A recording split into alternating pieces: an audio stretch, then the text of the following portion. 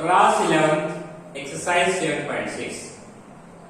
इस एक्सरसाइज में 7.6 एक्सरसाइज में हमें n पर्सन्स को राउंड टेबल पर अरेंज करना है। तो number of ways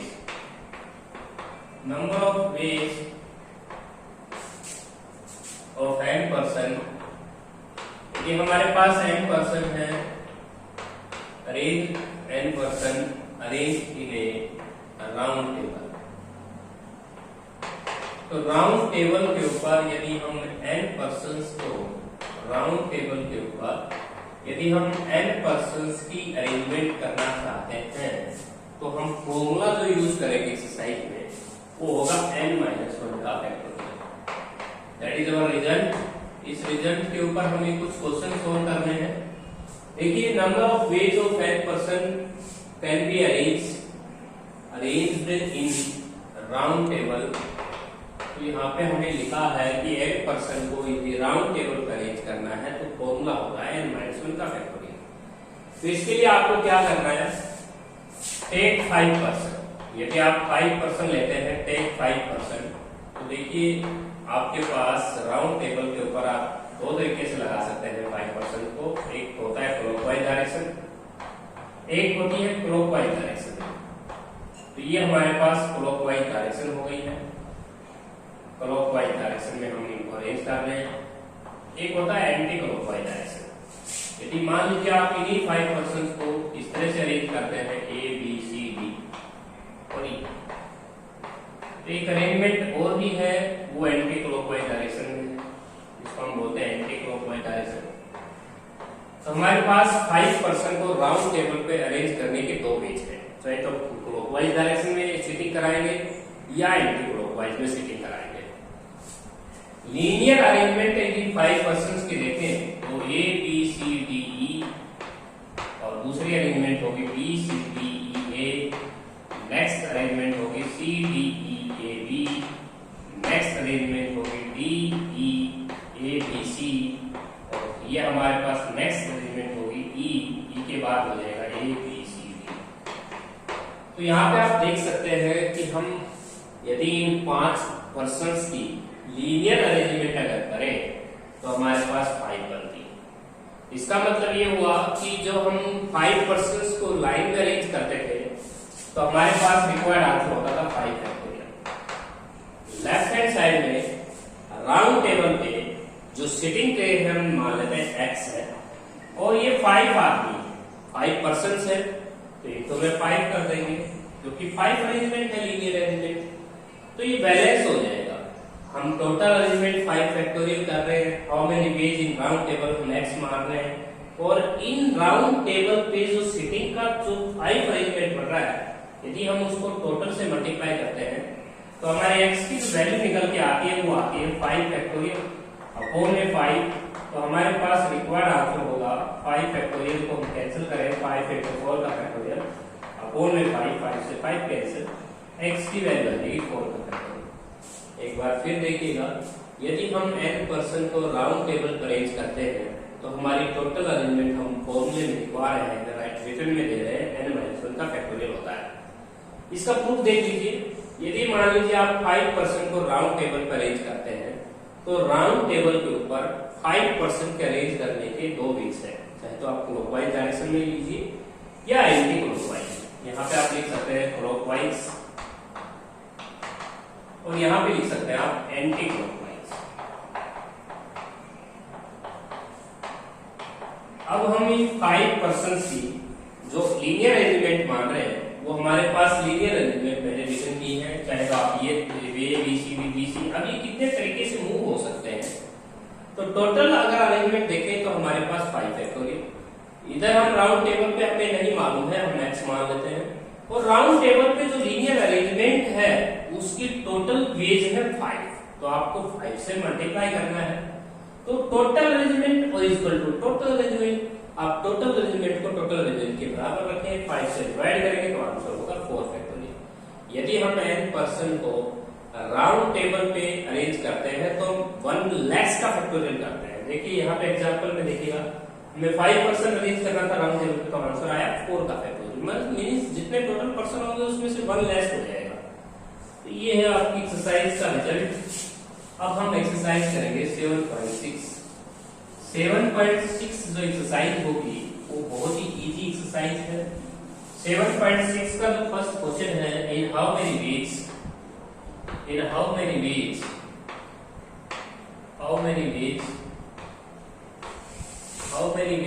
8% can be arrange. 8% को हमें अरेंज करना है। Arrange in a line and circle. दो पार्ट दिए हुए हैं, in a line first part है, in a circle, in a round table. तो हम दो पार्ट सोल्व करना चाहते हैं, तो दोनों पार्ट इजी हैं हमारे। देखिए हमारे पास जो फर्स्ट पार्ट है और सेकंड पार्ट है, लाइन का अरेंजमेंट करना हो तो 8 हो जाएगा, 8 का फैक्टोरियल हो जाएगा और ये हो जाएगा 402320, 40,320 आंसर हो जाएगा। राउंड टेबल पर अरेंजमेंट करना तो एक टर्म का फैक्टोरियल लगेगा, 8 - 1 का फैक्टोरियल हो जाएगा 50,407 का फैक्टोरियल होता है। तो ये था हमारा first question exercise 7.6, so easy. इसके बाद आते हैं सेकंड क्वेश्चन। सेकंड क्वेश्चन में हमें 5 men एंड 4 women इनको अरेंज करना है राउंड टेबल के ऊपर, और कहता है कि no two womens are together.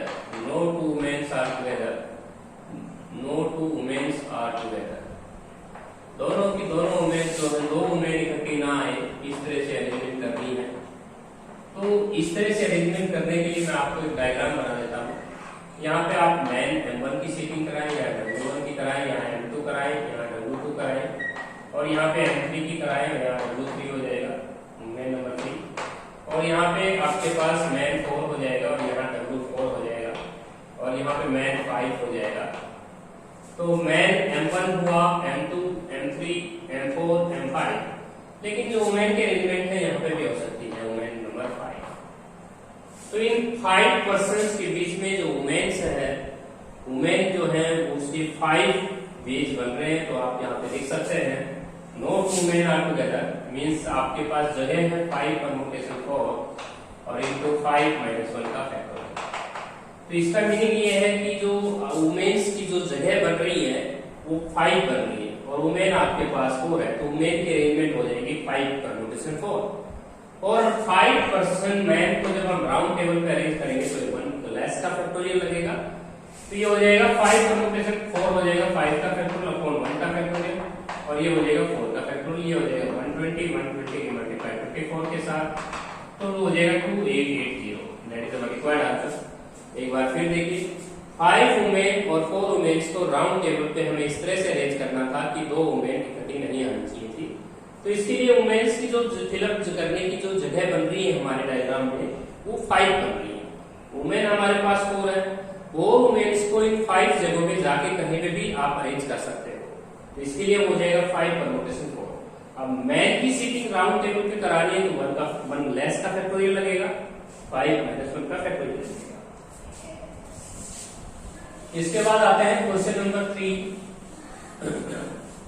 Question number जो 3 है 11 कैबिनेट मिनिस्टर है। 11 मिनिस्टर को हमें राउंड टेबल पे अरेंज करना है M1, M2, M3, M4 और M5 और M6, M7, M8, M9 और M10 और M11। तो यहाँ पे 11 मिनिस्टर है। 11 मिनिस्टर में से एक रेवेन्यू मिनिस्टर है और एक एजुकेशन मिनिस्टर है। तो टोटल जो मिनिस्टर है, टोटल 11 मिनिस्टर है, ये हमारे पास can be arrange in a round table. हम इनको अरेंज कर सकते हैं विदाउट एनी कंडीशंस। कोई भी शर्त नहीं है। राउंड टेबल पे जब हम अरेंजमेंट करेंगे इन 11 मिनिस्टर तो 1 का फैक्टोरियल कम लग जाएगा, आंसर हो जाएगा 10 का फैक्टोरियल। अब कहता है इनमें से एक रेवेन्यू मिनिस्टर है, M1 हम मान लेते हैं हमारा रेवेन्यू मिनिस्टर है, और उसके बाद एक एजुकेशन मिनिस्टर है। एजुकेशन मिनिस्टर हम M2 को कहते हैं, मान लीजिए लेट किया है एजुकेशन मिनिस्टर, इसको लेट किया है। कहता है ये दोनों इकट्ठे नहीं आने चाहिए, तो ये दोनों इकट्ठे आने चाहिए, education and revenue minister sit together. तो देखिए M1 M2 जो है उसको यदि हम एक अरेंजमेंट दे दें तो नेक्स्ट मिनिस्टर हो जाएगा M3, M4, M5, M6, M7, M8, M9 और M10 और M11। इसके ऊपर नंबरिंग जो जाती है वो जाती है 2 3 4 5 6 7 8 9 और 10।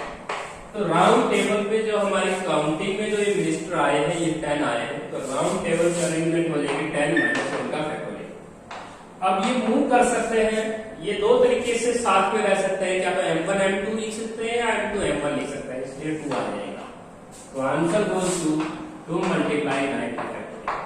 Education and revenue minister can sit together का आंसर आया है कैन सिट टुगेदर। यदि हम इन दोनों को एक साथ अरेंज करते हैं तो इसके इतने पेज बनते हैं। राउंड टेबल पे आंसर होगा 2 into 9 का फैक्टोरियल।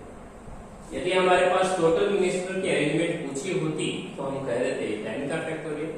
यदि एजुकेशन मिनिस्टर सिट टुगेदर की परमुटेशन पूछ रखी है तो 2 मल्टीप्लाई 9 फैक्टोरियल। अगर क्वेश्चन ये आ जाता है कि education and revenue minister sit not together, तो टोटल अरेंजमेंट में से ये अरेंजमेंट आपको लेस कर देंगे। इससे नेक्स्ट पार्ट यही है हमारा, इंडिया एंड प्राइम मिनिस्टर आपके पास सिट नॉट टुगेदर की पूछ रहा है। तो सबसे पहले हम 8 मिनिस्टर को राउंड टेबल पर अरेंज करेंगे। Question number 4, 8 minister can be seated in the round table. Round table पे यदि हम इनको अरेंज करते हैं तो हमारे पास टोटल जो अरेंजमेंट होगी वो 8 माइनस 1 का फैक्टोरियल मींस 7 का फैक्टोरियल मींस 5 0 4 0 है। अब कहता है इंडिया एंड प्राइम मिनिस्टर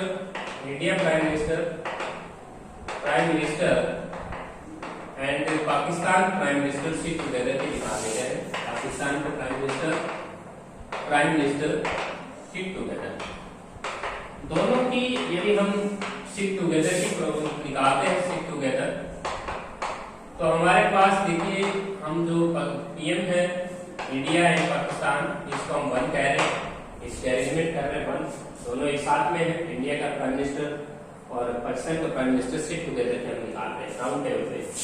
तो मिनिस्टर हमारे पास 8 है, तो मिनिस्टर हमारे पास 8 हो गए हैं, 2 3 4 5 6 7 8। लेकिन हमारी काउंटिंग में 2 3 4 5 6 7, हमारी काउंटिंग में अब ये 7 है।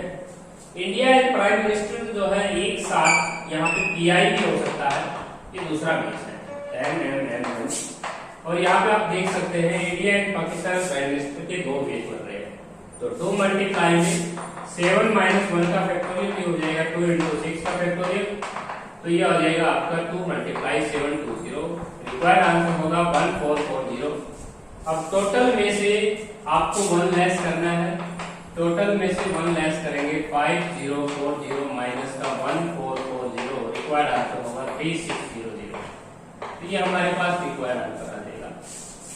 ये जो अरेंजमेंट है India and Pakistan prime minister sit together की है और ये टोटल की है। टोटल में से हमने सिट टुगेदर की अरेंजमेंट को रिड्यूस कर दिया है, तो हमारे पास रिक्वायर्ड आंसर है 3600।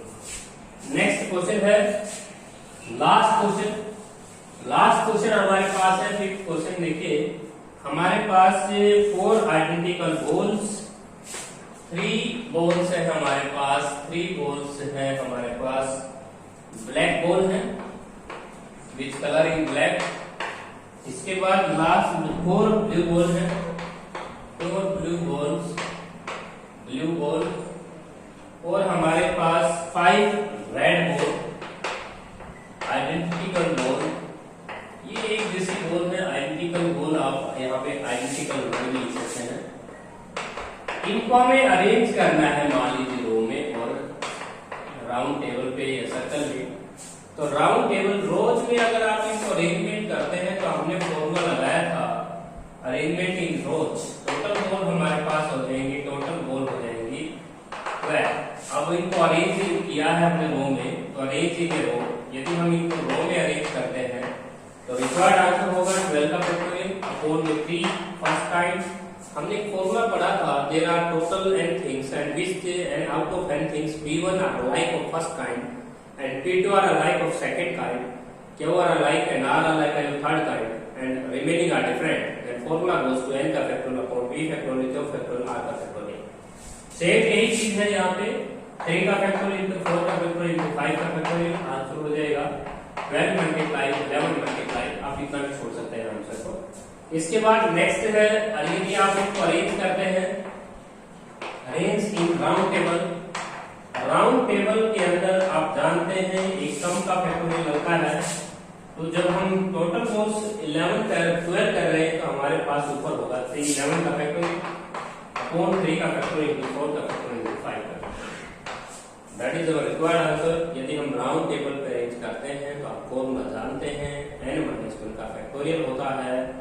12 बोल है, 12 में से 1 हम रिड्यूस करेंगे, 11 का फैक्टोरियल होगा। अपॉन में 3 आर अलाइक, 3 एक जैसी है ब्लैक कलर की, 4 सेकंड काइंड की है और 5 थर्ड काइंड की है, तो इनके फैक्टोरियल आपको नीचे फिलअप करने हैं। ये एक्सरसाइज बहुत ही इजी थी। 7.6 एक्सरसाइज। नेक्स्ट वीडियो में हम 7.7 एक्सरसाइज